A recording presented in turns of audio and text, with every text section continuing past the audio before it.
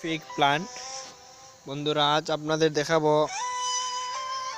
কিভাবে সহজে আপনার চারা তৈরি করে নিতে পারেন।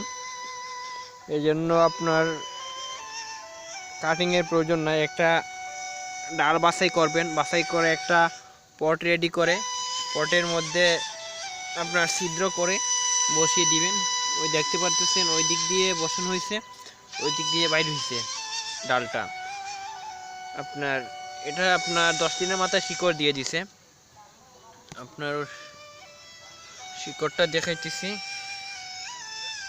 খুবই সহজে, কোনো রিস্ক নাই এগুলাতে। এই আরেকটা বাঁধা হয়েছে,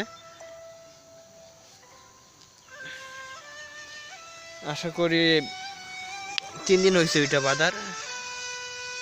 আপনার আরও 7 দিনের মধ্যে শিকড় চলে আসবে ইনশাল্লাহ।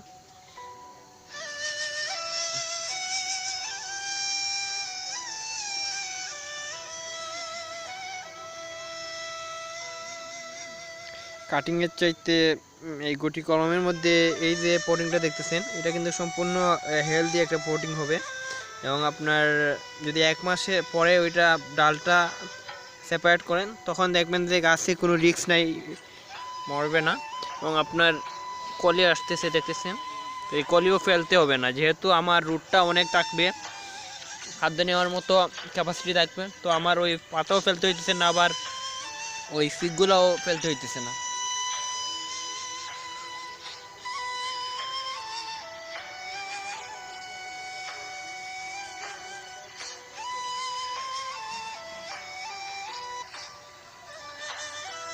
আপনার তেমন একটা ফিগগুলো আসলে ধীরে ধীরে ছোটোতেই বড় পটে দেওয়া যাবে না, তো ধীরে ধীরে দিতে হবে।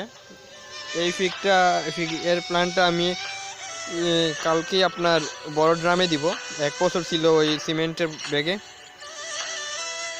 আমি প্রথমে পলি ব্যাগ থেকে সিমেন্টের ব্যাগে নিয়ে আসি, এরপরে আপনার ওই ডুমুরগুলা গাছগুলো আপনার এরপরে ড্রামে সেট আপ করি।